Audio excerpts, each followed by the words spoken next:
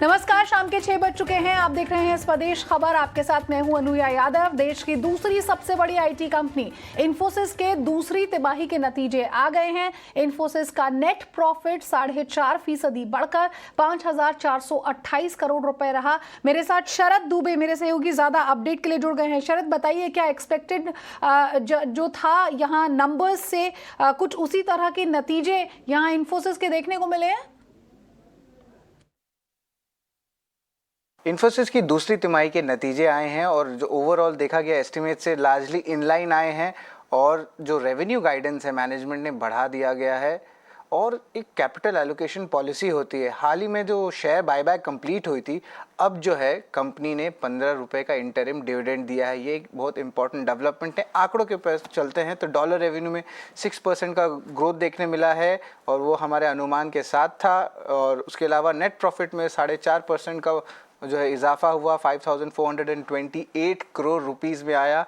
EBIT में भी एक अच्छी परफॉर्मेंस देखने मिली और मार्जिन्स में जो है एक अच्छी सरप्राइज देखने मिली। अनुमान था कि 22.6% ऑपरेटिंग मार्जिन रहेगा, लेकिन 23.6% जो है कंपनी ने डिलीवर किया। तो क्या सारे फैक्टर्स होंगे उस पर हम लोग फोकस करते हैं इन्फोसिस के नतीजे पे।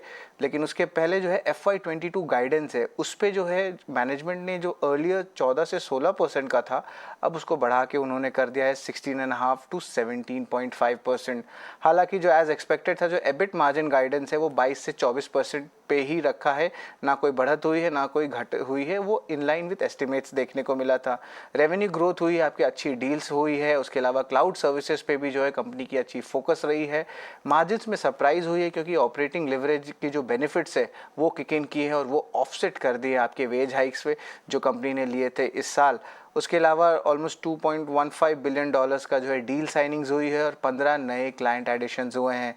कंपनी के जो हायरिंग के ऊपर बात कर लेते हैं, एट्रिशन लेवल्स पे बढ़ोतरी हो गई है, 13.9% से बढ़ के 20% हो चुकी है क्वार्टर ऑन क्वार्टर बेसिस पे। सो ये एक जो है अलार्मिंग चीज़ है और मैनेजमेंट की कमेंट्री में एक्सपेक्टेशंस होगी कि ओवरऑल जो ये एट्रिशन लेवल्स जो है कम हो फ्यूचर में, जैसे जैसे मार्केट्स नॉर्मलाइज हो। कंपनी हायर करने वाली एक्सपेक्टेशंस है ऑलमोस्ट 45,000 नए कॉलेज स्टूडेंट्स को।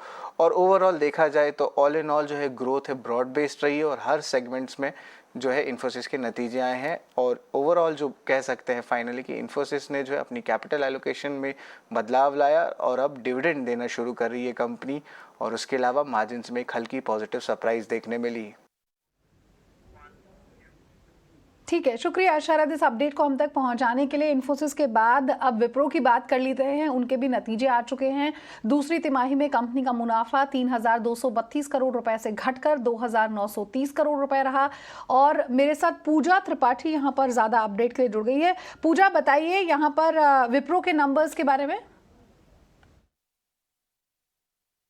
विप्रो के जो नंबर्स आए हैं हमारे अनुमान के मुताबिक ही हैं और स्टेबल नंबर्स यहाँ पर देखने को मिल रहे हैं। देखिए, डॉलर आय की अगर बात करेंगे तो करीब 6.9% की ग्रोथ इस बार देखी गई है और एग्जैक्ट वही नंबर आए हैं जैसा कि हम उम्मीद कर रहे थे। हम भी 258 करोड़ के आसपास के नंबर्स का हम उम्मीद कर रहे थे और वैसे ही नंबर आया।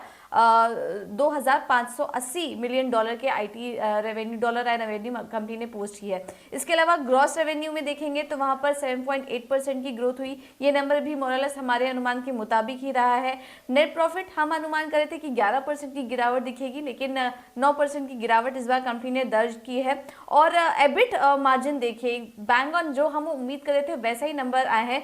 17.8% के आसपास स्टेबल हैं इस बार और 16.5% के आसपास का हम अनुमान कर रहे थे। तो हम जो अनुमान कर रहे थे उससे बेहतर ही नंबर्स इस बार देखने को मिले हैं।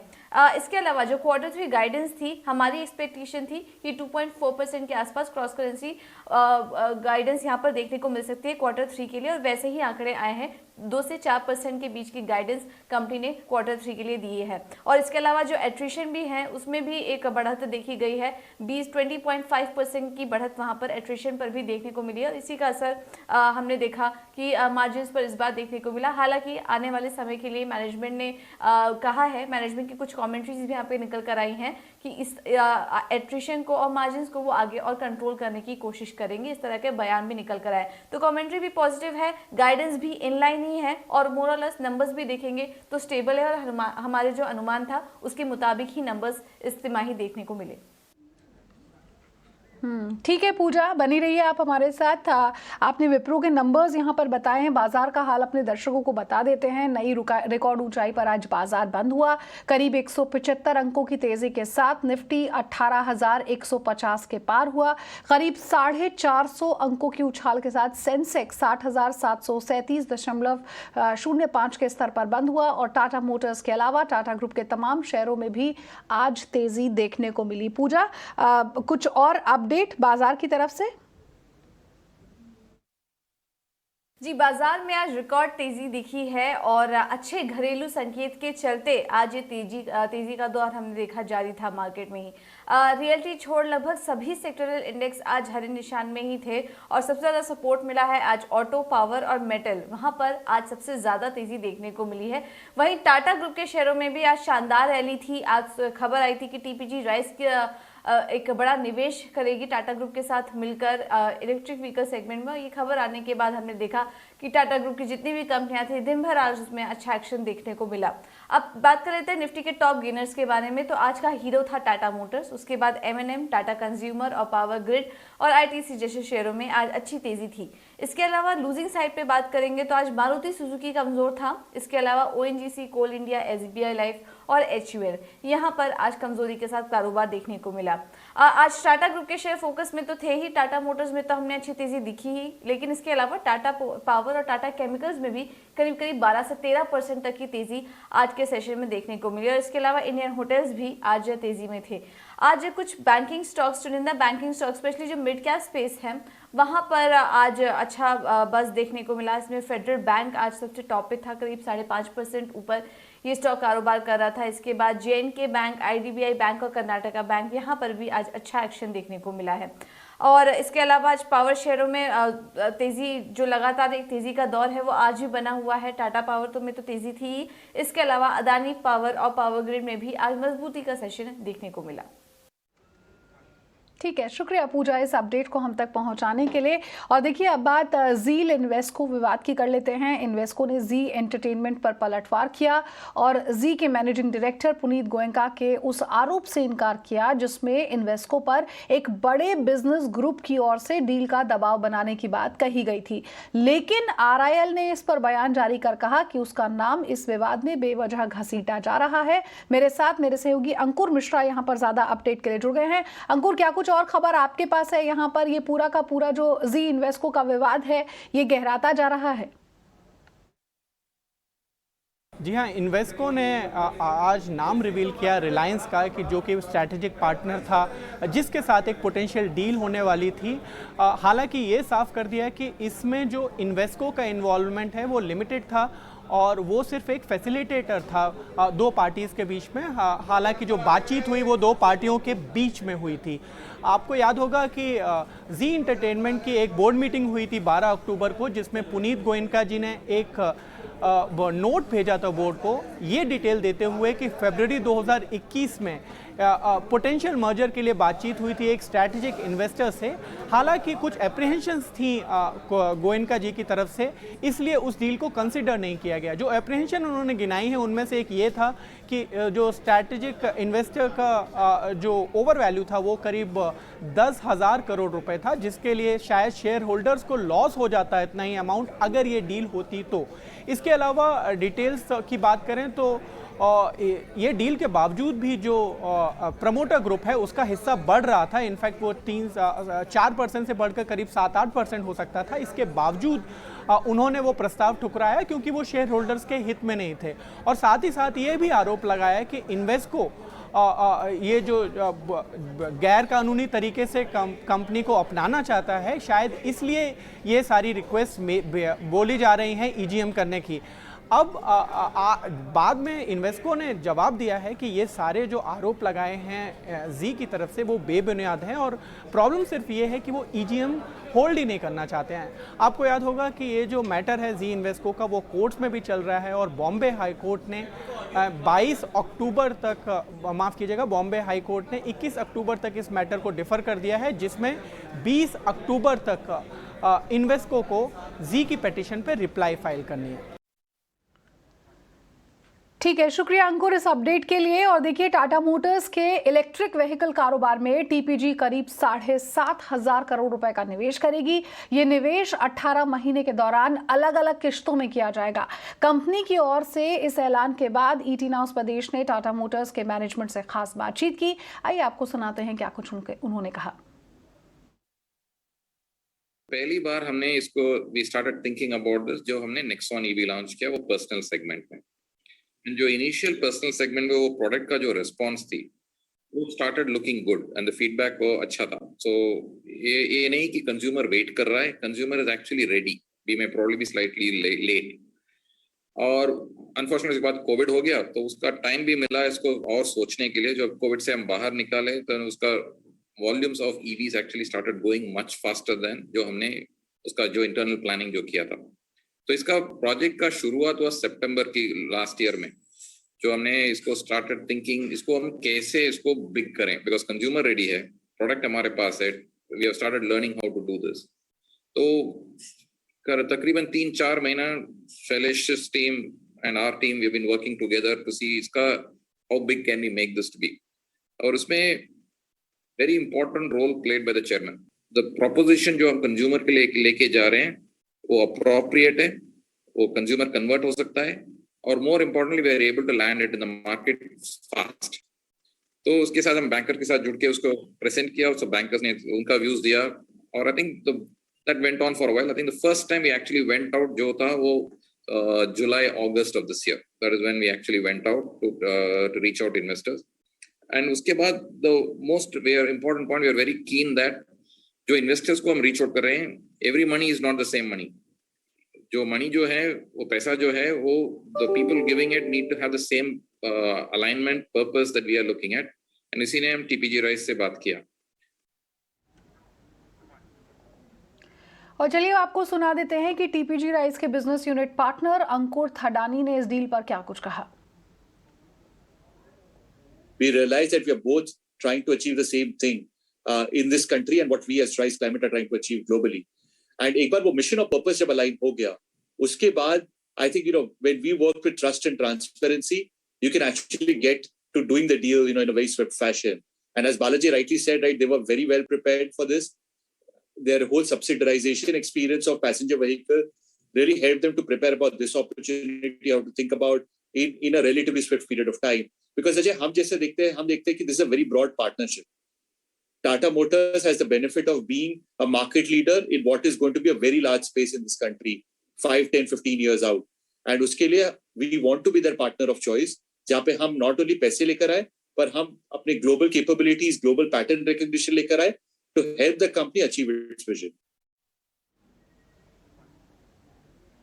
देखिए, शुक्रवार को पूरा देश दशहरा मनाएगा, लेकिन कल का दिन आपके लिए बेहद खास होने वाला है। ईटी नाउ स्वदेश पर दोपहर 12:30 बजे लेकर हम एक खास शो आएंगे, पोर्टफोलियो के ब्रह्मास्त्र। इस शो में आप जरूर हमारे साथ जुड़े। 3 दिग्गज फंडामेंटल एक्सपर्ट्स आपको बताएंगे 10 ऐसे बड़े शेयर जो लगाएंगे मुनाफे पर सटीक निशाना। आप जुड़िए कल हमारे साथ हमारी इस विजयदशमी स्पेशल शो में दोपहर 12:30 बजे।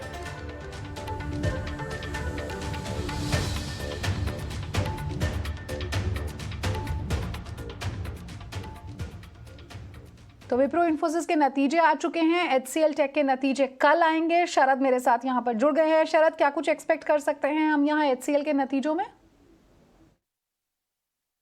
एचसीएल टेक भी आज फोकस में रहेगा, और जो डॉलर रेवेन्यू की एक्सपेक्टेशंस की हम लोग बात करें तो ऑलमोस्ट 4.4% ग्रोथ देखने मिलेगा। अच्छे डील्स की रैंप अप हो रही है, लेकिन जो एक अच्छी जो पॉइंट्स देखने मिल रही है वो है कि नेट प्रॉफिट जो है ऑलमोस्ट फ्लैट रहने वाला है, और मार्जिन्स भी फ्लैट रहने वाले हैं। तो ये जो है एक अच्छी नई डेवलपमेंट है। और मार्जिन्स में ऑलमोस्ट 19.6% जो लास्ट क्वार्टर में था, और अभी भी जो है उसी जो आंकड़े के लगभग जो एक्सपेक्टेशंस है मार्जिन्स की। लेकिन मोस्टली हम लोग कह रहे थे कि आईटी स्टॉक्स में जो है मार्जिन्स प्रेशर पड़ सकते हैं वेज हाइक्स के, लेकिन इस कंपनी में जो है थोड़ी सी ऑफसेटिंग जो है ऑपरेटिंग लिवरेजेस भी किक इन करती है। ओवरऑल अगर FY22 गाइडेंस के बारे में बात करें तो कंपनी ने जो है लास्ट क्वार्टर जो है डबल डिजिट कहा था, कोई आंकड़े को स्पेसिफाई नहीं किया था कांस्टेंट करेंसी टर्म्स में। और जो एबिट मार्जिन गाइडेंस है वो 19 से लेकर 21% तक देखने को मिला था। अभी क्या एक्सपेक्टेशन है FY22 का गाइडेंस का, वो जो एनालिस्ट है वो कह रहे हैं कि ऑलमोस्ट आपके 12% से ज़्यादा कांस्टेंट करेंसी लेवल्स पे जो है ग्रोथ देखने मिल सकती है। लेकिन जो एबिट मार्जिन की गाइडेंस है उसमें कोई बदलाव होने की कोई एक्सपेक्टेशंस नहीं है एनालिस्ट्स की। ओवरऑल क्या क्या फैक्टर्स ड्राइव कर रहे हैं इस नतीजे को, तो याद रखिएगा पिछले 2 क्वार्टर्स तक जो है थोड़े से रेवेन्यू ग्रोथ वीक रहे, तो इस बार रेवेन्यू ग्रोथ जो है बाउंस बैक कर सकता है। बड़े बड़े डील्स हो रहे हैं और उसके अलावा जो मार्च क्वार्टर के जो एग्जीक्यूशंस हुए थे डील्स के वो अब जो है शुरू हो रहे हैं। उसके अलावा जो मार्जिन्स में जो इम्पैक्ट होगा उसमें एक वन ऑफ कॉस्ट हुआ था, जो चार्ज लगा था जिसके कारण मार्जिन्स में प्रेशर पड़ा था लास्ट क्वार्टर पे, जो जून के क्वार्टर के महीने पे। उसके अलावा हमने कहा कि जो ओवरऑल ऑपरेशनल मार्जिन्स है वो जो है ऑफसेट कर देगा कंपनी के वेज हाइक्स को। उसके अलावा इस तिमाही में 9 डील्स कंपनी ऑलरेडी साइन कर चुके हैं जिनका एग्रीगेट वैल्यू लगभग $2.5 बिलियन पे आता है। अगर हम बात करें कि उनकी सेगमेंट्स में कौन कौन से में सेगमेंट्स में क्या ग्रोथ होगी, तो हम एक्सपेक्ट कर सकते हैं कि आईटी सर्विस में 5% ग्रोथ होने की संभावना है ऑलमोस्ट कांस्टेंट करेंसी टर्म्स में। और जो ER&D जो है रिसर्च एंड डेवलपमेंट इंजीनियरिंग का, उसमें लगभग 5.5% का जो है ग्रोथ देखने मिल सकता है। और हाल ही में याद रखिएगा ये स्टॉक में एक और मूवमेंट है जो मैनेजमेंट की जो है थोड़ी सी हल्की चेंज हुई है। जो शिव नदार जी थे जो MD CEO थे, इस क्वार्टर में उन्होंने अपने जो डायरेक्टर और MD के पद से जो है रिज़ाइन किए थे। तो इसके अलावा जो है एक मैनेजमेंट चेंज का तड़का, ये भी बहुत एक इम्पॉर्टेंट जो है ट्रिगर हो सकता है स्टॉक के लिए। और ओवरऑल हम लोग देखेंगे कि गाइडेंस क्या रहती है रेवेन्यू की। तो ये सारे एक्सपेक्टेशंस रहेंगे हमारे HCL टेक के नतीजे से। और चलिए अब बात कर लेते हैं इंफ्रास्ट्रक्चर और ईज ऑफ डूइंग बिजनेस को लेकर शुरू हुई एक बड़ी योजना की। प्रधानमंत्री नरेंद्र मोदी ने आज PM गति शक्ति नेशनल मास्टर प्लान को हरी झंडी दे दी। 100 लाख करोड़ रुपए की इस योजना के तहत रेल और सड़क समेत 16 मंत्रालयों को डिजिटल तरीके से जोड़ा जाएगा।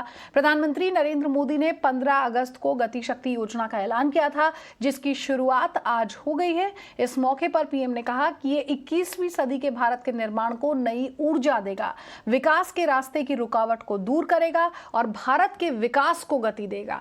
एक पोर्टल से सभी योजनाओं की जानकारी मिलेगी। आत्मनिर्भर भारत के संकल्प के साथ हम अगले 25 वर्षों के भारत की बुनियाद रच रहे हैं। PM गति शक्ति नेशनल मास्टर प्लान भारत के इसी आत्मबल को, आत्मविश्वास को, आत्मनिर्भरता के संकल्प तक ले जाने वाला है। ये नेशनल मास्टर प्लान 21वीं सदी के भारत को गति शक्ति देगा। हमारे यहां दशकों तक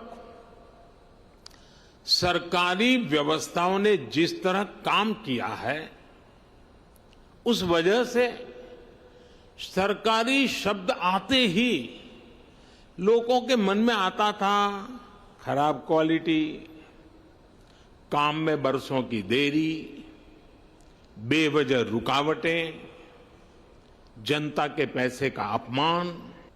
हम सभी ने ये भी देखा है कि पहले कहीं सड़क बनती है, सड़क बिल्कुल तैयार हो जाती है, और फिर कोई पानी वाला डिपार्टमेंट आएगा, वो पानी की पाइप के लिए उसकी खुदाई कर देता है, फिर पानी वाले पहुंच जाते हैं। इसी तरह काम होता रहता है। ये भी होता है कि रोड बनाने वाले डिवाइडर बना देते हैं और फिर ट्रैफिक पुलिस कहती है कि इससे तो जाम लगा रहेगा, डिवाइडर हटाओ। कहीं चौराहे पर सर्किल बना दिया जाता है तो ट्रैफिक सुचारू रूप से चलने में बजाय वहां अव्यवस्था होने लगती है। और हमने देश भर में ऐसा होते हुए देखा है। और मेरे साथ मेरे सहयोगी प्रकाश प्रियदर्शी यहाँ पर जुड़ गए हैं। प्रकाश, बताइए कि सरकार की ये जो नई पहल है, ये विकास में तेजी लाने में आखिर कितनी मददगार साबित होगी? देखिए, आज की जो सबसे बड़ी खबर है वो तो गति शक्ति, जिसकी अभी कुछ देर पहले जिसको लॉन्च किया है प्रधानमंत्री ने, वही है। और गति शक्ति को इस नजरिए से देखना काफी इंपॉर्टेंट है कि इंफ्रास्ट्रक्चर में 100 लाख करोड़ रुपए के निवेश की बात सरकार कर चुकी है, इसकी घोषणा हो चुकी है।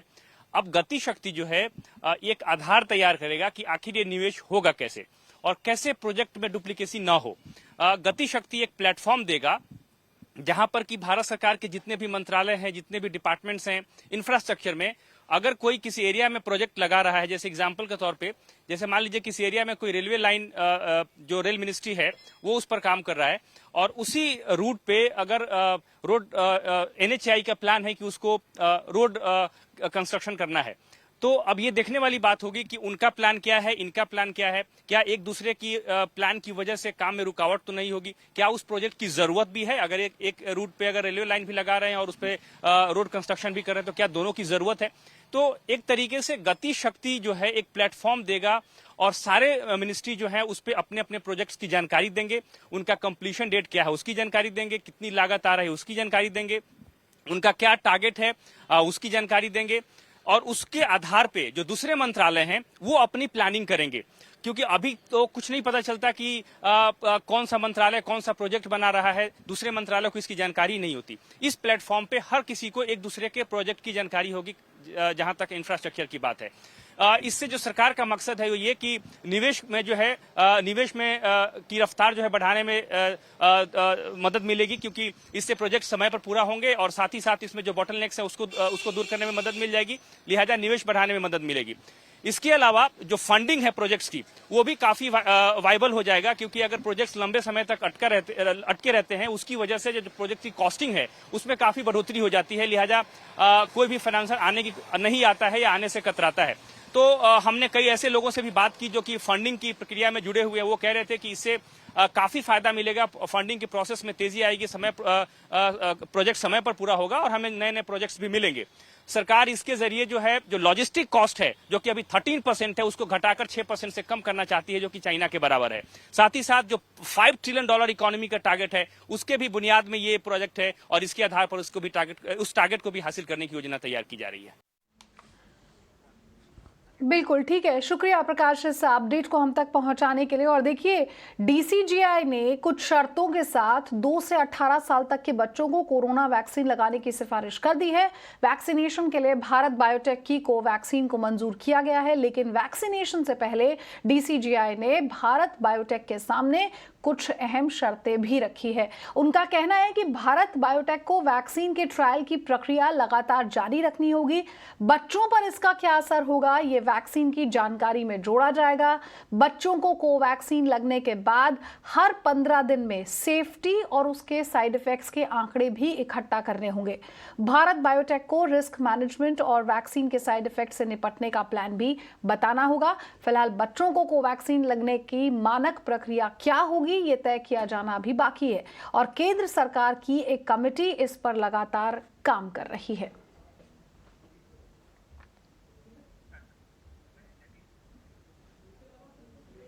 और आज शाम 7:30 बजे देखिए हमारी खास पेशकश मेड इन इंडिया, जिसमें आज हमारे साथ मौजूद होंगे हीरो इलेक्ट्रिक के MD नवीन मुंजाल। हम उनसे जानेंगे कि इलेक्ट्रिक वाहनों के चलन से होने वाले फायदे क्या हैं, साथ ही साथ आने वाले वक्त में इलेक्ट्रिक वाहनों को लेकर कंपनी की किस तरह की तैयारियां हैं।